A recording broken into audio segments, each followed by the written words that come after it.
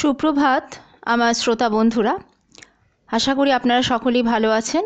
আমি পামেলা, আমার চ্যানেল গল্পের ডালি বাই পামেলাতে আপনাদের সকলকে স্বাগত জানাচ্ছি। গত দুদিন ধরে আমি পড়ছি গোয়েন্দা ইন্দ্রনাথ রুদ্র সমগ্র থেকে নেওয়া একটি উপন্যাস, তার নাম ৮ বছর পরে, লেখক শ্রী অদৃশ বর্ধন। আজকে আপনাদের পড়ে শোনাবো এর পরবর্তী তথা শেষ অধ্যায়।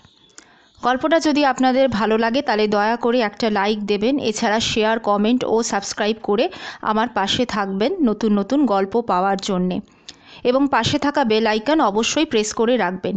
এছাড়া আমার চ্যানেলে যারা নতুন শ্রোতা বন্ধু তাদের উদ্দেশ্যে বলছি, আমার চ্যানেল লিংক ডেসক্রিপশন বক্সে দেওয়াই আছে।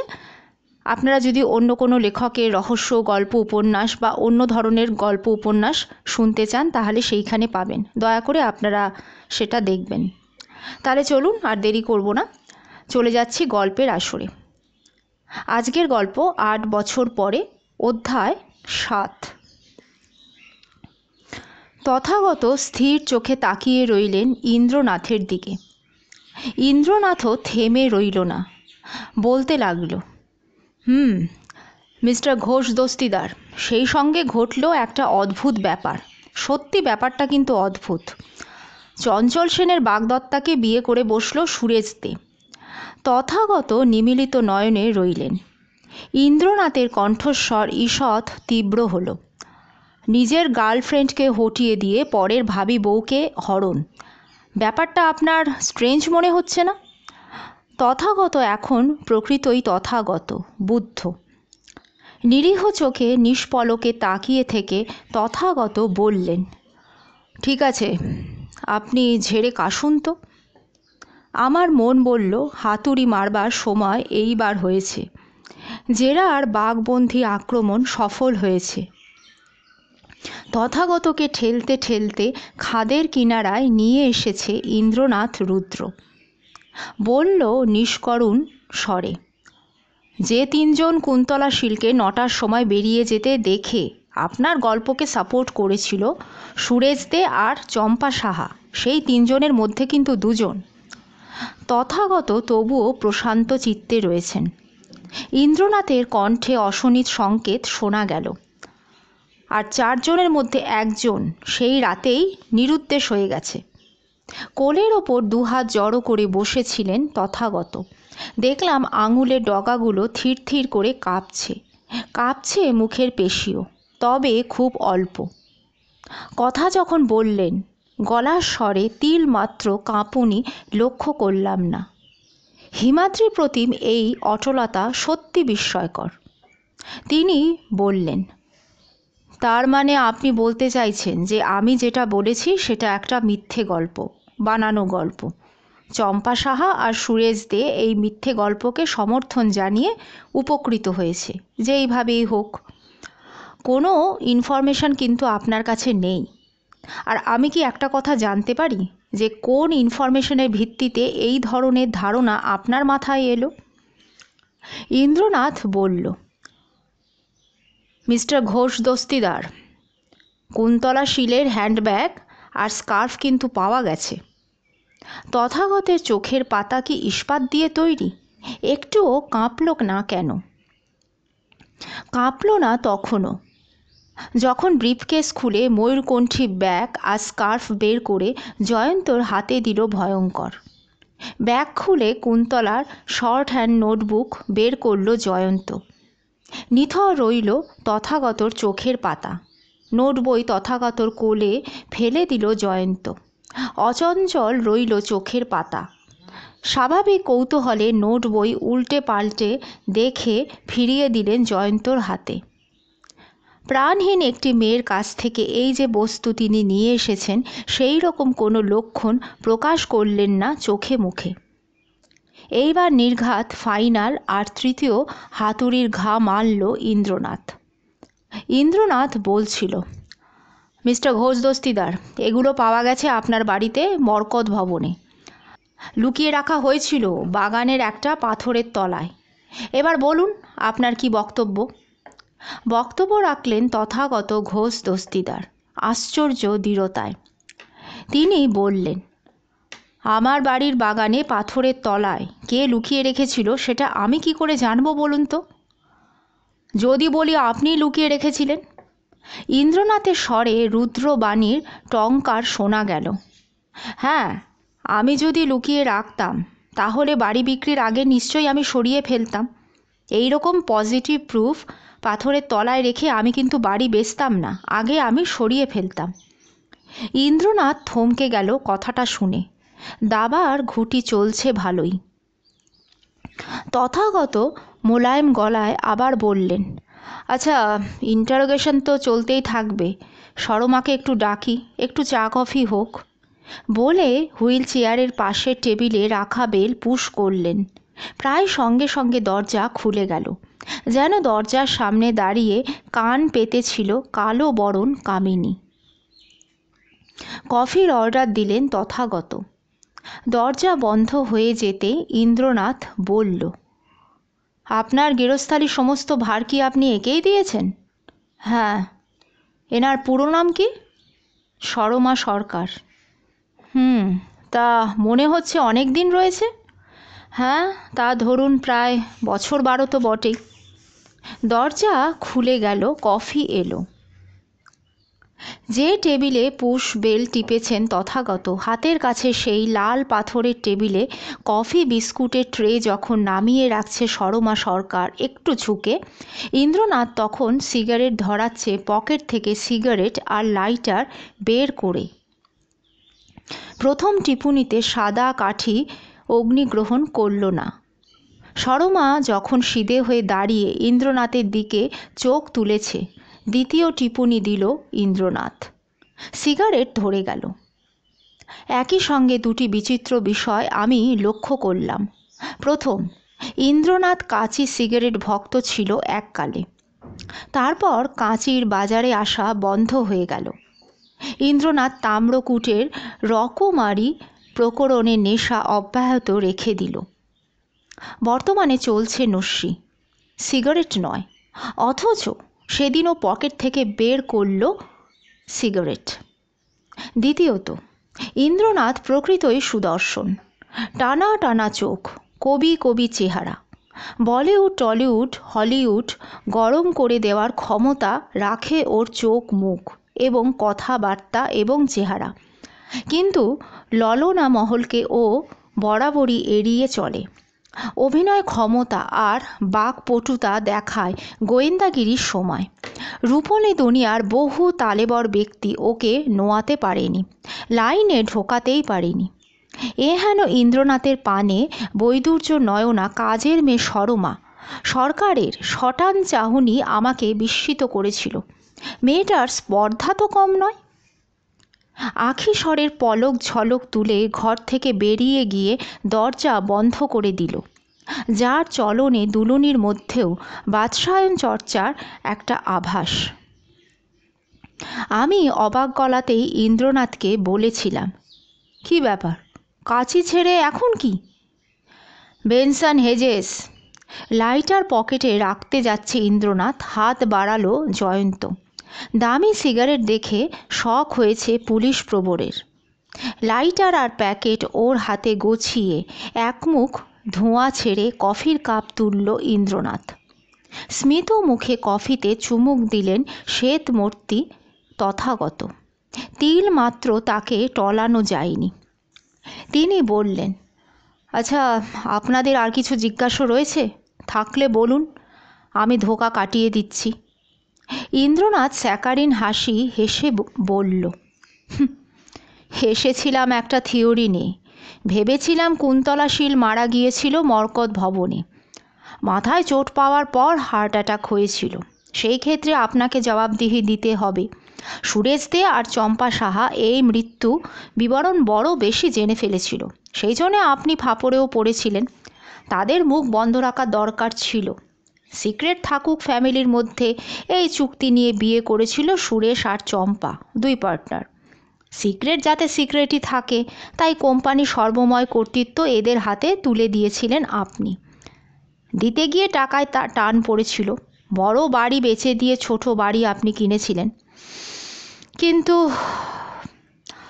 থিওরি টর্পেডো করে দিলেন আপনার একটা কথায়। বেচেই যখন আপনি দিলেন, তাহলে পাথরের তলা থেকে হ্যান্ডব্যাগ আর স্কার্ফ আপনি তুলে নিয়ে গেলেন না কেন? আচ্ছা ঠিক আছে, এখন আসি। স্বর্গীয় হাসির বিচ্ছুরণ ঘটিয়ে শুধু চেয়ে রইলেন তথাগত। বেল টিপলেন। সরমা সরকার আমাদের সদর দরজার বাইরে নিয়ে গেল।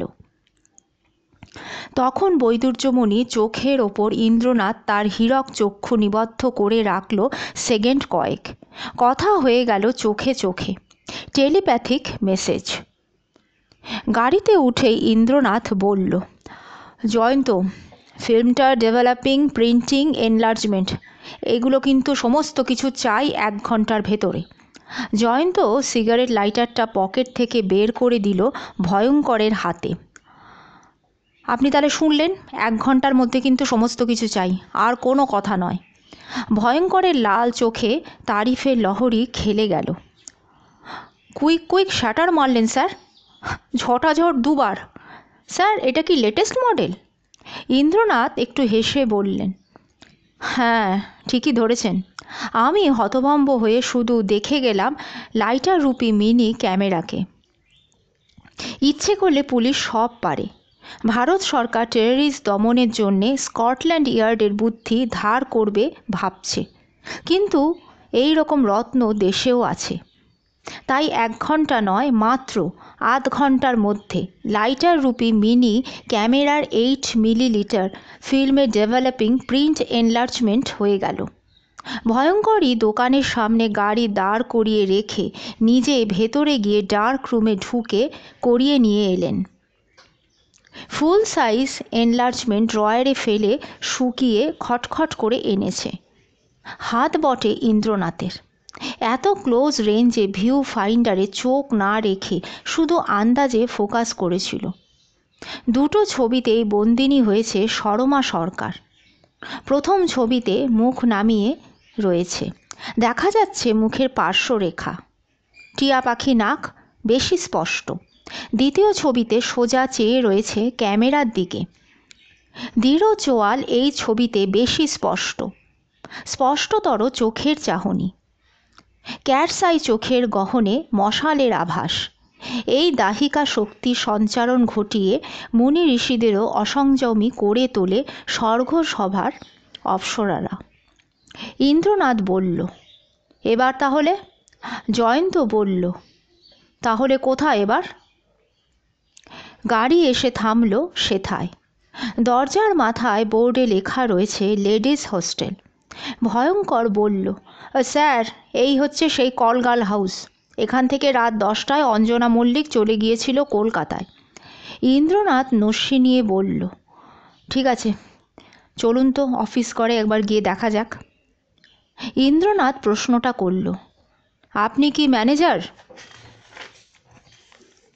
জবাব দিলেন যে প্রৌঢ় রমণী, তার কপালে আধুলি সাইজের লাল টিপ, সীমান্তে রেড রোড মার্কা সিঁদুরের বিজ্ঞাপন, পরনে চওড়া লাল পাড় শাড়ি, যেন তিনি মন্দিরে পুজো দিতে যাবেন এখুনি। বললেন, হ্যাঁ আমি। দোষের মধ্যে প্রৌঢ়ার কণ্ঠস্বর বড় বেশি ধাতব, ক্ষণক্ষণে রণরণে, চোখের তারা পাড়ার মতো পিচ্ছিল। তবে ভয় তরা সে মোটেই নয়। পুলিশ দেখে ভিড়মি খাওয়ার পাত্রী নন। উল্টে একটু তেড়েই উঠলেন, দেখুন অনেক মেয়ের মান মর্যাদা আমাকে দেখতে হয়। আপনাদের দেখলে এক্ষুনি শোরগোল উঠবে। হোস্টেলের কিন্তু আমার বদনাম হবে। দয়া করে দরজাটা একটু প্লিজ ভেজিয়ে দিন। আমরা অনেক মেয়েকে তো চাই না। দরজা ভেজিয়ে দিয়ে জয়ন্তকে বলল ইন্দ্রনাথ, শোন জয়ন্ত, তুই এখানে পিঠ দিয়ে দাঁড়া। ভয়ঙ্করকে বলল, আচ্ছা আপনি চিনতে পারছেন এই ভদ্রমহিলাকে? ভয়ঙ্কর বলল অতি ভয়ঙ্কর গলায়, আলবাত পারছি স্যার, 8 বছর আগে এর সঙ্গে আমি কথা বলে গিয়েছিলাম। ইন্দ্রনাথ রুদ্র মিহি গলায় আবার বলল, ওই রকম রোখা গলায় কথা বললে ঝামেলায় পড়বেন।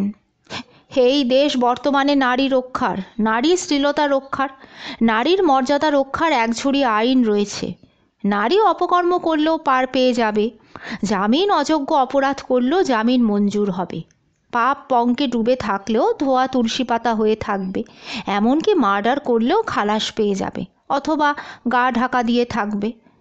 কি তাই না ম্যাডাম? প্রশ্নবাণ নিক্ষিপ্ত হলো যার দিকে সেই অচলায়তন ভদ্রমহিলা শুধু একটু নাসিকা কুঞ্চন করলেন। মুখের অনুপাতে নাকটা একটু বড় হওয়ায় খুব খোলতাই হয়নি মুখটা। ইন্দ্রনাথ কিন্তু মিষ্টি মিষ্টি গলায় গুঁড়ো লঙ্কা ছড়িয়ে গেল প্রতিটি বচনে। ইন্দ্রনাথ বলছিল, আচ্ছা, আপনার মনে পড়ছে 8 বছর আগে এক সোমবারে রাত 10টায় আপনার এই লেডিস হোস্টেল থেকে একটা মেয়ে হঠাৎ কলকাতা চলে গিয়েছিল? আমি কি কম্পিউটার নাকি? আমার অত শত মনে নেই। ঠিক আছে, আমি আপনাকে মনে করিয়ে দিচ্ছি। একটা পার্টিতে গিয়েছিল আপনার সেই বোর্ডার। দেখুন, কে কোথায় যায় আমাকে বলে যায় না, কাজেই হ্যাঁ হ্যাঁ সেটা ঠিক, নিত্য নতুন নাগরের সঙ্গে অভিসার থাকলে বলে যাওয়া যায়ও না। কিন্তু এই মেয়েটি যে পার্টিতে গিয়েছিল, সেই পার্টির একটা মেয়ে গেস্ট জ্যান্ত বাড়ি ফিরতে পারেনি। আপনার মনে পড়ছে তো? তার নাম ছিল কুন্তলা, কুন্তলা শীল। হ্যাঁ হ্যাঁ হ্যাঁ হ্যাঁ মনে পড়েছে, হ্যাঁ এই তো ইনি। ভয়ঙ্করকে দেখিয়ে মহিলা বলল, হ্যাঁ ইনি খোঁজ করতে এসেছিলেন এখানে। মানে হ্যাঁ হ্যাঁ বলুন বলুন, আপনার এখান থেকে যে মেয়েটি সেই পার্টিতে গিয়েছিল। আহা বসুন, উঠবেন না, এই ছবিটা তো তার। কি ঠিক বলছি তো? স্থির চোখে সরমা সরকারের দুটো এনলাস্ট ফটোর দিকে তাকিয়ে ম্যানেজারনি বললেন, একটু ভারী হয়েছে, খুব পাতলা ছিল, মানে বেত পাতার মতন চেহারা ছিল, আর খুব লম্বাও ছিল। নামটা মনে পড়ছে তো? আমি মনে করিয়ে দিচ্ছি, অঞ্জনা মল্লিক। হ্যাঁ হ্যাঁ হ্যাঁ নামটা আমার মনে পড়ছে। দেখুন, আপনাকে এখন একটা ছোট্ট কাজ করতে হবে, তাহলেই আমরা বিদায় নেব। নইলে আপনি জানেন তো, পুলিশে ছুলে 18 ঘা। আপনি ভয় দেখাচ্ছেন? কেস করে 32 ঘা করে ছাড়ব। আমার নাম না কাত্যায়নী মণ্ডল, আপনারা বুঝলেন? একটা ছবি উল্টো করে টেবিলে রাখল ইন্দ্রনাথ। মধুক্ষরা কণ্ঠে বলল, পিছনে শুধু লিখে দিন যে একে আমি চিনি, এর নাম অঞ্জনা মল্লিক। নিন, আর তলায় সই দিন। ওকে, থ্যাংক ইউ। 3 ঘন্টা আগে সুরেশ দে মহাশয়ের টকবকে তেজদৃপ্ত মূর্তি দর্শন করেছিলাম গাড়ির ভেতর থেকে। সেই আমি ভাবটা এখন অন্তরিত হয়েছে বড় তনু থেকে। সর্বময় কর্তৃত্বের অদৃশ্য বিচ্ছুরণও স্থিমিত। 2 চোখের মণিতে চাপা সতর্কতা। দুধে ব্যক্তি এই সুরেশ দে, ভাঙবে তবু মচকাবে না। আমরা এখন বসে আছি তার লিভিং রুমে, যেন রাজপুত কক্ষ। দেওয়ালের আলমারি থেকে শুরু করে জানলার পর্দা, দরজার পর্দা, সর্বত্র রাজস্থানী চারুকলা বিধৃত। একটু উগ্র রঙের সমাবেশ বটে, তবে পুরোপুরি প্রাচ্য রুচি। পাশ্চাত্যের বাষ্প এই ঘরে বিন্দুমাত্র নেই, নেই কোনো ফার্নিচারেও। মাত্র 3টে ঘন্টা, এইটুকু সময়ের মধ্যে যেন বয়স বাড়িয়ে ফেলেছে সুরেশদের। উদ্বেগের কালিমা আস্তরণ বিছিয়ে দিয়েছে অহংকৃত মুখখানিতে। নিঃসন্দেহে টেলিফোন এসেছিল তথাগত ঘোষ দস্তিদারের কাছ থেকে। ইন্দ্রনাথের সেদিনে তদন্ত পদ্ধতি বোমারু বিমানের মতোই পবন বেগে একটার পর একটা টার্গেট টাচ করে যাচ্ছিল। কোথাও কালক্ষেপ করছে না, সাসপেক্টদের দম নিতে সময় দিচ্ছে না। ইন্দ্রনাথের এহেন মূর্তি কখনো দেখিনি। ফাইটার ও চিরকালী, কিন্তু সেদিন যেন মূর্তিমান প্রভঞ্জন হয়ে গিয়েছিল, বিধ্বংসী বিভীষণ। কাত্যায়নী মণ্ডলকে দিয়ে অঞ্জনা মল্লিকের ছবি আইডেন্টিফাই করে নিয়ে তৎক্ষণাৎ ফিরে এসেছিল গাড়িতে। জয়ন্ত চেপে ধরেছিল, আচ্ছা অঞ্জনাই যে সরমা সেটা কি করে জানলি? জবাবটা হেয়ালি ছাড়া আর কিছুই নয়। ইন্দ্রনাথ উত্তরে বলেছিল, প্রতিটি রোমকূপ দিয়ে নগরবধূ নিকেতনের বাসিন্দা যারা একবার হয়, তারা নগরবধূ হয়েই থাকতে চায়। জয়ন্ত, এটা বড় পিচ্ছিল পথ। আমি সেই আকাঙ্ক্ষা ওর মধ্যে জাগ্রত করেছি। আমি দুঃখিত, অবশ্য পুরোপুরি নয়। মেয়েরা একটা ষষ্ঠ ইন্দ্রিয়ের কৃপায় বুঝতে পারে যে কোন পুরুষের নজর তাদের দিকে রয়েছে। আমি আমার সমস্ত ইচ্ছা শক্তি সেই চ্যানেলে আমি ছুটিয়ে দিয়েছিলাম। কারণ হলো একটাই, রাত 10টায় নিরাপদ আলয় ছেড়ে যে নগরবধূ হঠাৎ নিরুদ্দেশ হয়ে যায়, সে নিশ্চয়ই গা ঢাকা দিয়েছে সেই নগরেরই কোনো এক নিকেতনে। তাহলে নিরাপদতম জায়গা কোনটা? যেখানে ঘটনাটা ঘটেছে সেইটা হলো নিরাপদতম জায়গা। গেস্ট কি হোস্টের বাড়িতে কখনো ঠাঁই নেয়?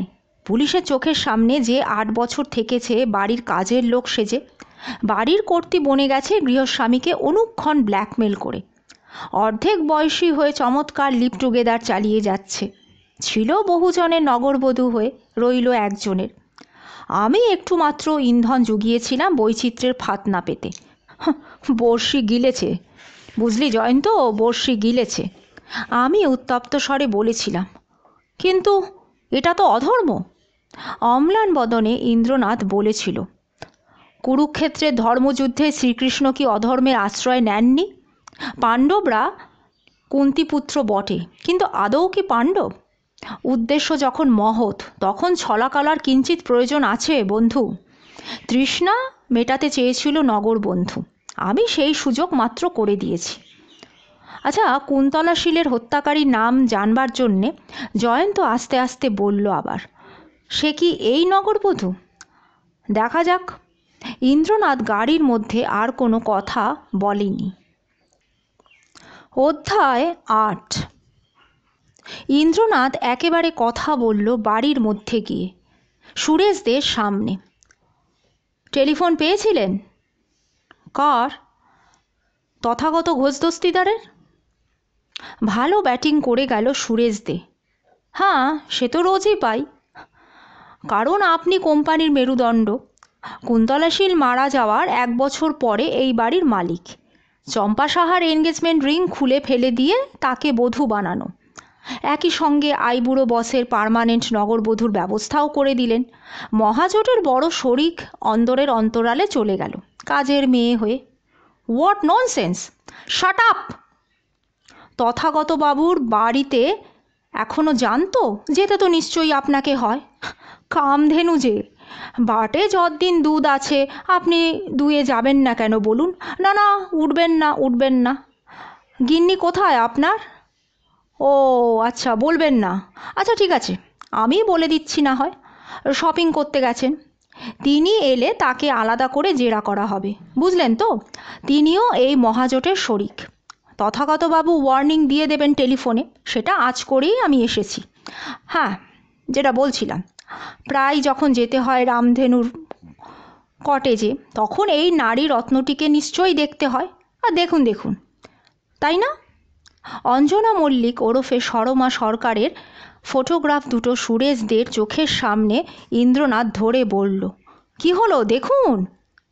বিপুল ব্যক্তিত্ব একটু চুপসে গিয়েছিল ইন্দ্রনাথের বজ্র ব্যক্তিত্বের ধাক্কায়, কিন্তু সামলে নিল ছবির দিকে চোখ রেখে। হ্যাঁ, এ না চেনার কি আছে? নামটা নামটা বলুন। সরমা। সরমা সরকার? হ্যাঁ। আপনি সত্যি বলছেন? হ্যাঁ বললাম তো, সরমা সরকার। কঠিন চিজ আপনি, হার্ড কোর ক্রিমিনাল। চোখের পাতা আপনার এখনও কাঁপেনি। কাঁচা মিথ্যে আপনি বলে যাচ্ছেন, আপনার জিভের কোনো জড়তাই নেই। উফ, গুরুদেব! আচ্ছা, আপনারা কি আমাকে অপমান করতে এসেছেন এখানে? না না, পুজো করতে এসেছি আপনার প্রতিভার জন্যে। উফ, আপনার কি প্রতিভা! এই ব্ল্যাক বিউটির নাম তাহলে সরমা সরকার। পকেটে আমি গীতা আনিনি, বুঝলেন? আনলে আপনাকে ধরিয়ে দিতাম। গীতা ছুঁয়ে বলতে পারবেন যে এর নাম সরমা সরকার কি না? এই প্রথম চোখের পাতা পরপর দুবার ফেলল সুরেশ দে, তারপর একটু ক্ষীণ স্বরে বলল, হ্যাঁ পারবো। তাহলে রৌরব নরকের দরজা খুলে গেল আপনার সামনে। বলতে বলতে একটা ছবি উল্টিয়ে পিছন দিকটা দেখালো ইন্দ্রনাথ। আচ্ছা, এবার একটু দেখে বলুন তো। হ্যাঁ বলুন, কী লেখা আছে? বলুন বলুন, কী লেখা আছে? একে আমি চিনি, এর নাম অঞ্জনা মল্লিক। আচ্ছা বলুন তো, অঞ্জনা মল্লিক কে সুরেশবাবু? বলুন, অঞ্জনা মল্লিক কে? 8 বছর আগে যে কলগার্লকে লেডিস হোস্টেল থেকে বুক করে নিয়ে গিয়েছিলেন ডিনার পার্টিতে ফ্রেন্ড বানিয়ে, কুন্তলা শীল খুন হয়ে যাওয়ার পরের দিন যাকে ভ্যানিশ করে দিয়েছিলেন হোস্টেল থেকে রাত 10টায়, এনে ফেলেছিলেন কোথায়? মরকত ভবনে। সেই দিন থেকে বাড়িটার নাম হওয়া উচিত ছিল নগর বধূ নিকেতন। সঁপে দিলেন কোথায়? কল্পতরুর ডালপালায়, যে ডালপালায় আপনারও বিচরণ অব্যাহত রইল। শুধু আকাঙ্ক্ষার আকর্ষণে নয়, আতঙ্কের মুখ চাপা দেওয়ার জন্যে। কিসের আতঙ্ক সেটাও বলতে হবে? সব ফাঁস করে দেওয়ার আতঙ্ক। ঘুঘু কন্যা অঞ্জনা ওরফে সরমা একই ওড়না দিয়ে আপনাদের সবাইকে বেঁধে রেখে নাচিয়ে যাচ্ছিল, এখনও যাচ্ছে। একজনকে মেরেছে, প্রয়োজনে আপনাদেরও মারবে। কাকে মেরেছে তাও জানেন না নাকি? সুরেশবাবু, কত আর ন্যাকা সাজবেন আপনি? কুন্তলাকে, কুন্তলাকে গর্হিত কর্ম করেছিল বলেই অঞ্জনাকে উড়িয়ে দেওয়ার দরকার পড়েছিল। কেন করেছিল? খারাপ কথাটা আমাকে দিয়েই বলাবেন। ঠিক আছে, আমিই বলছি তাহলে। মেডিকেল রিপোর্টে ধরা গেছে ডিনার পার্টি থেকে বেরোনোর আগে কুন্তলাকে, মানে আপনারা যখন ডিনার রুমে, কুন্তলা তখন তথাগতবাবুর প্রাইভেট চেম্বারে, অঞ্জনা নাকি লেডিস টয়লেটে ছিল। তথাগতবাবুকে কি বলে গিয়েছিল অঞ্জনা? কেউ কি বলে যায়? কোনো মহিলা কি বলে পুরুষকে যে আমি টয়লেটে যাচ্ছি? না, মিথ্যা কথা। অঞ্জনাও ছিল প্রাইভেট চেম্বারে। প্রাইভেট পার্টি মানে একটু ফুর্তি ফাট্টা। আপনারা তিনজনে, আপনি, চঞ্চল সেন এবং চম্পা সাহা, সেই সুযোগ করে দিয়েছিলেন বসকে হাতে রাখার জন্যে। হেল্পার হিসাবে অঞ্জনা দা কলগার্লকে আপনি পাঠিয়েছিলেন প্রাইভেট চেম্বারে। নারীত্বের চরম অবমাননার পর রাগে ঘেন্নায় তৎক্ষণাৎ বেরিয়ে যেতে চেয়েছিল কুন্তলা, হয়তো ভয়ও দেখিয়েছিল। তখন কি হলো? সবলা অঞ্জনা একটু হাতে ডোজ দিতে একটু বাড়াবাড়ি হয়ে গিয়েছিল। শক্ত জিনিসটা হাতে উঠে এসেছিল, হাতের কাছে ছিল বলে। খুলিতে আচমকা চোট। তার আগে বর্বরের সঙ্গে ধস্তাধস্তি। দুর্বল হার্ট আর সইতে পারেনি। কি হলো? উঠে দাঁড়ালেন কেন? বসুন বসুন। মুখ লাল হয়ে গেছে সুরেশদের। হবেই তো, কতক্ষণ আর এত অপমান একটা মানুষ সইতে পারে? ইন্দ্রনাথ কিন্তু তাকে মুখ খুলতেই দিল না। আপনাদের গুরুদেব বসের মিথ্যের বহরটা একটু শুনুন। উনি যখন প্রাইভেট চেম্বারে কুন্তলা শীলের সঙ্গে, আপনারা নাকি তখন ব্রিজ খেলছিলেন। আচ্ছা সুরেশ দে, আপনি একটা কথা বলুন তো, ব্রিজ খেলা কজনে হয়? 4 জনে তো? তাহলে তো অঞ্জনা মল্লিকেরও ব্রিজ খেলায় থাকা উচিত ছিল। কিন্তু উনি মুখ ফসকে বলে ফেলেছেন যে অঞ্জনা গিয়েছিল লেডিস টয়লেটে। Damn liar! Anjana, Kuntala, boss তিনজনেই তখন ছিল প্রাইভেট চেম্বারে। আপনারা তিনজনে একই সাফাই গিয়েছেন স্টেটমেন্টে। 9টা নাগাদ বসের দেওয়া 4,000 টাকা ব্যাগে ঢুকিয়ে গলায় স্কার্ফ জড়িয়ে ফিয়াট হাঁকিয়ে বেরিয়ে গিয়েছিল কুন্তলা। টোটালি মিথ্যে, সমস্ত কিছু মিথ্যে। কুন্তলা ডেড বডি গাড়িতে চাপিয়ে নিয়ে যাওয়া হয়েছিল ফিয়াটে। অত্যাচারের সময় স্কার্ফ খুলে পড়েছিল ঘরে, আর সেই সঙ্গে ব্যাগ। এই দুটো নিয়ে যাওয়ার কথা আপনাদের মনে ছিল না। সঙ্গে গিয়েছিল আরেকটা গাড়ি। কে চালিয়ে নিয়ে গিয়েছিল সেই গাড়িটা সুরেশবাবু? আপনি না আপনার বস? ও আচ্ছা, বলবেন না তো? ঠিক আছে। সেই গাড়িতে ফিরে এলেন দুইজনে। ফিয়াট পড়ে রইল জগৎপুরে। স্কার্ফ আর ব্যাগ দেখতে পেলেন মরকত ভবনে ফিরে। আর তো ডেড বডির কাছে যাওয়া যায় না, চম্পট দেওয়াটাই সঙ্গত। তখন কি করলেন আপনারা 4 জন মিলে? আপনি, চঞ্চল সেন, চম্পা সাহা আর অঞ্জনা মল্লিক। তখন আপনারা কি করলেন? তথাগতবাবুর বাগানে পাথর খুঁড়ে চাপা দিলেন দুটো পজিটিভ প্রুফ, ব্যাগ আর স্কার্ফ। শুধু কথা দিয়ে তৈরি প্রলয় ঝড়ের প্রতিক্রিয়া তো ঘটবেই। ঘটাতেই চেয়েছিল ইন্দ্রনাথ রুদ্র। সুরেশদের আপাদমস্তক এখন কাঁপছে। বিক্রম উবে গেছে। কাঁপতে কাঁপতে বলল, তাই যদি হবে তো ব্যাগ আর স্কার্ফ শুদ্ধ বাড়ি বেচতে যাবে কেন? সরিয়ে নিলেন না কেন বেচার আগে?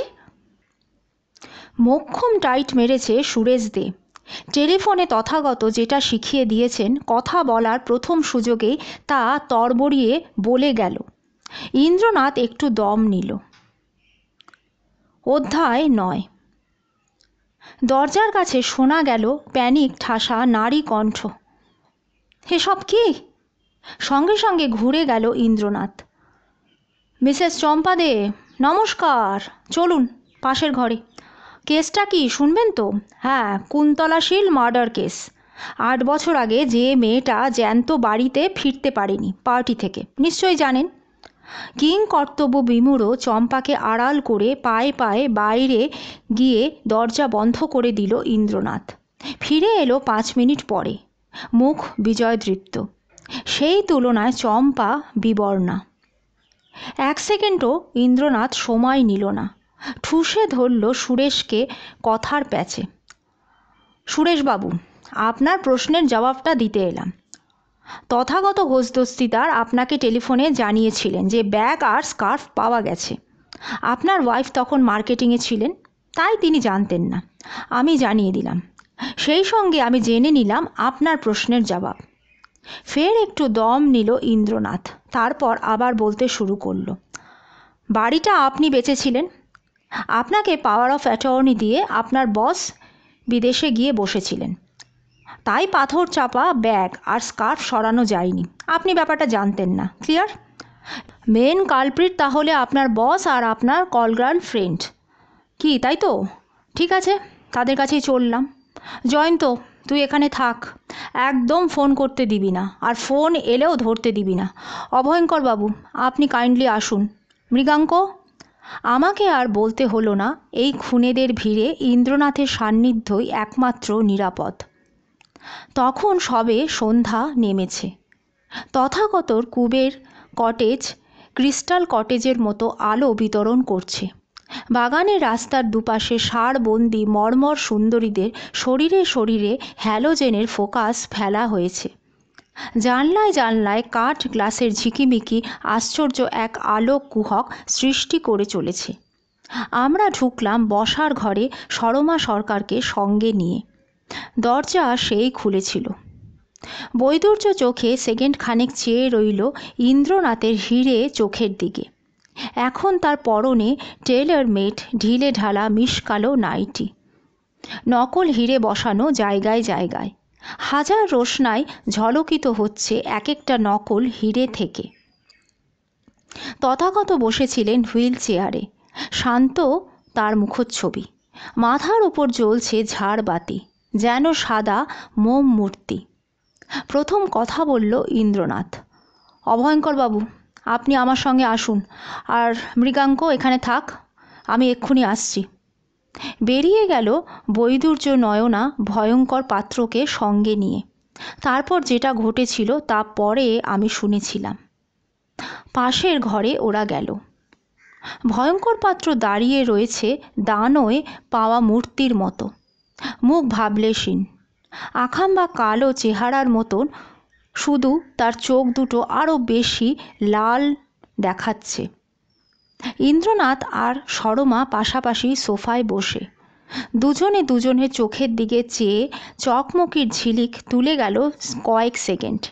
তারপর খুব নরম গলায় ইন্দ্রনাথ বলল, তুমি তাহলে অঞ্জনা? কোনো জবাব নেই, চাহনি নিষ্পলক। পাঞ্জাবির পকেট থেকে ফটোগ্রাফ দুটো বার করে ইন্দ্রনাথ দেখালো, বলল, এটা তোমার ছবি? কোনো জবাব নেই। একটা ছবি উল্টে পিছন দিকে দেখালো ইন্দ্রনাথ, মুখে বলল সেই একই কথা, তুমি তাহলে অঞ্জনা? ছবির দিকে অঞ্জনা মল্লিক চেয়ে রইল। ইন্দ্রনাথ বলল, কাত্যায়নী মণ্ডল যখন আইডেন্টিফাই করেছেন তখন কিন্তু আর অস্বীকার করে কোনো লাভ নেই। তুমি তলায় লিখে দাও, হ্যাঁ এই ছবি আমার, আমি অঞ্জনা মল্লিক, আমি শর্মা সরকার। লিখে দাও। কলমটা দিন। গলা কাঁপল না অঞ্জনার। ঝট করে ঝুঁকে পড়ে বুক পকেট থেকে ডট পেন টেনে দিল ভয়ঙ্কর। ধরে ধরে লিখল অঞ্জনা, হাত কাঁপছে। লেখা তার শেষ হলো, সইও হলো। অঞ্জনা মল্লিক একটু থমকে রইল, চোখ নামিয়েই রয়েছে। সইয়ের তলায় লিখল, আমি এক বারবধূ। স্নিগ্ধ স্বরে ইন্দ্রনাথ বলল, নিজে যেটা করো কুন্তলাকেও ওই পথে কেন নামাতে গেলে? ঝট করে মুখ তুলে ইন্দ্রনাথের চোখে চোখ রাখল অঞ্জনা, কিছুই বলল না। হিপনোটিক চাউনি মেলে ধরে ইন্দ্র কিন্তু বলে গেল, রাজি হচ্ছিল না? না। গলা ভেঙে গেছে অঞ্জনার। তারপর ভয় দেখিয়েছিল? হ্যাঁ। তখন মারলে? হ্যাঁ। কি দিয়ে মারলে? ভেনাসের মার্বেল মূর্তি দিয়ে, টেবিলে ছিল। ফিরে এলো ইন্দ্রনাথ ভয়ঙ্কর এবং অঞ্জনা। মোমমূর্তি তথাগত একটুও নড়লেন না, শুধু তাকালেন অঞ্জনার দিকে, বাংময় সেই চাহনি। অঞ্জনা বলল, আমি সব বলেছি। ইন্দ্রনাথ সঙ্গে সঙ্গে বলল, মরকত ভবন আপনি বেচেননি তথাগতবাবু, বেচেছিলেন সুরেশ দে। উনি জানতেন না কুন্তলা নিধনের পর আপনি ব্যাগ আর স্কার্ফ পাথর চাপা দিয়েছিলেন বাগানে। জানলে উনি সরিয়ে নিতেন। জবাব দিলেন না তথাগত ঘোষ দস্তিদার, শুধু দাঁতে দাঁত ঘষলেন। কট করে একটা শব্দ হলো মুখের মধ্যে, মাথা ঝুলে পড়ল বুকের ওপর, চোখ এখন বন্ধ। দাঁতের ফাঁকে রেখেছিলেন পটাশিয়াম সায়ানাইডের ক্যাপসুল। আমার প্রিয় শ্রোতা বন্ধুরা, গল্পটি এখানেই শেষ হলো। আপনারা শুনবেন, এনজয় করবেন। নমস্কার।